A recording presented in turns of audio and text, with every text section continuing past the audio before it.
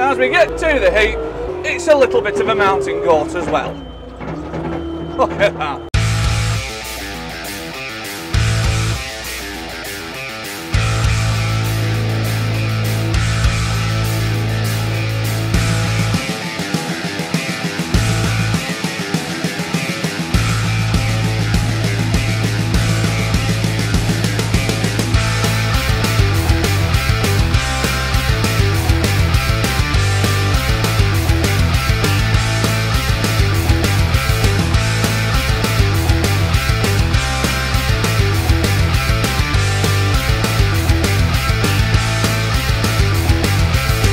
Everybody, hello and welcome along to another review from LandPowerTV. This time it is all about this little beast, which is the Manitou MLA 4-50H, which is one of 6 new compact pivot steer machines in Manitou's range, and you could say it sort of sits in the sort of upper middle of the range. There's the MLA 2, 3, 4 and 5, and there's 2 versions of the 3 and there's 2 versions of this MLA 4. Now these are also shared with Manitou's sister brand, which is Gel, so you may see these in the yellow Gel colours as well. And unlike before, what they've done, they've shifted the production of all of these compact pivot steer machines to Europe, so they're now all built in a factory in Germany, which makes sense because that is probably one of the most popular markets for these compact pivot steer machines. As for our model, power comes from a 1.7 litre 3-cylinder Perkins engine producing about 50 horsepower. That is married to a 30k hydrostatic transmission, and she can lift about 1.5 tons to about 2.8 metres. Hydraulic pump capacity is about 60 litres per minute, and in terms of its stature, it is about 1.1 metres wide and about 2.3 metres tall, depending on your tyre choice. Essentially, you could say this is a competitor for JCB's 403 Plus model, or sort of thereabouts.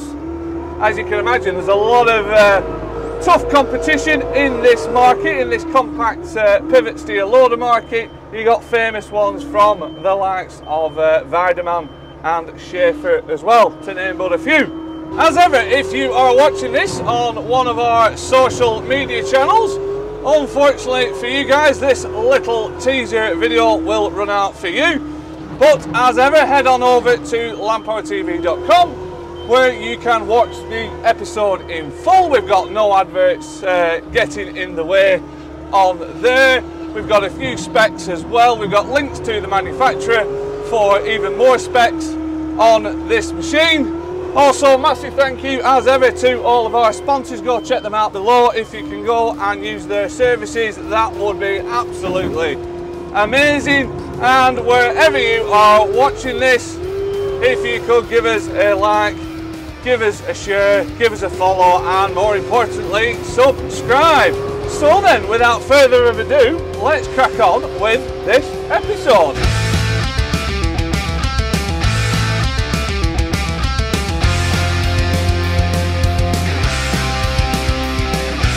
So then, let's crack on with this review, and to kick off, we've got a little bit of mucking out to do. As ever, there's always some mucking out to do around here. And while we warm up, let's talk a little bit about cab and controls. Now, as you can imagine, with a machine of this size, which is a compact machine, space is at a bit of a premium when it comes to the cab. But I think it's fair to say overall, it's pretty decent what Manitou has managed to do with the available space in this cab in terms of how they've packaged it and laid it out. Now, in terms of getting in and out of this machine, which you'll be doing quite a lot on farm, you'll be hopping on and off this little machine. I think it's fair to say it's not too bad. Now, I am 6'4". As you can see, I just about fit in here. I've just about got enough headroom. I have fairly lowered the seat, so we will hit the deck if we go over a bump. Now on this version of the machine, which is the premium spec, you've got this heating element down here which takes up a bit of space in this box. That's really the main thing you've sort of got to navigate your way around when you're sliding in and out of this cab. It also means if you're not careful, you will bash your knuckles when you take the handbrake off as well. So it's just a thing to watch out for. Once you are in the machine, there is a nice bit of steering wheel adjustment and seat adjustment. Like I say, I've got my seat sort of fairly low just to give me a bit of headroom, but there is a bit of decent steering wheel adjustment, so you've got a bit of that and you've got a bit of that as well. What I tend to find is I kind of leave it in a sort of semi-compromised position, so I'm not constantly moving it forward and backwards when I'm jumping on and off. I mean, you could have it like that all the way back for a nice position. If you know you're going to stay on the machine for quite a while, then yeah, get yourself in a really comfy position. But I just sort of have it kind of forward a bit, so when I'm hopping on and off, I'm not constantly shifting this steering wheel out of the way. Now in terms of visibility, with this being a compact machine, I would say it is pretty good. You're basically sat on top in the middle of the machine. Because it's such a small machine, there's not really a lot else to look at when you look out the windows. All you can see is the arse of it sticking out a little bit, but that is about it. It's a 4-post cab, so you've got this pretty much wrap around rear window to look out of. And then the other important area for visibility is obviously to the front end, which I've got to say is yeah, it's good. You know, whether it's up like that where we've just been or it's on the floor like that, I can clearly see the extremities of the attachment, and I can also see clearly views down to the headstock for when I'm getting attachments on and off, which is good. And I would just add as well, I wouldn't even say, you know, having that ram in the centre of the booms, I wouldn't even say that hinders any views. Certainly for me anyway. It's not as if you're looking, it's not as if it's high up here and you're constantly looking around it. I would say that they've managed to keep that relatively low, I would say. In addition, there are various spec levels to this machine, as with many other of the Manitou machines. So this is the top spec, this is premium spec.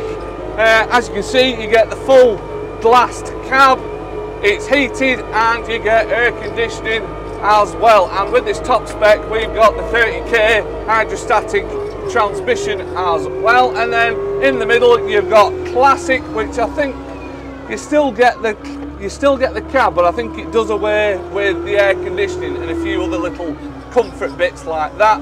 And then at the bottom end of the spec level, you've got essential, which is, I think it's just a cab frame. I don't think it's glazed. I think it might just be a ROPS frame, and that is, as you can imagine, pretty basic. You might get a couple lights with that as well, unlike this thing where you've got quite a few options in terms of lighting packages. So there we go then, that is a little bit about the cab.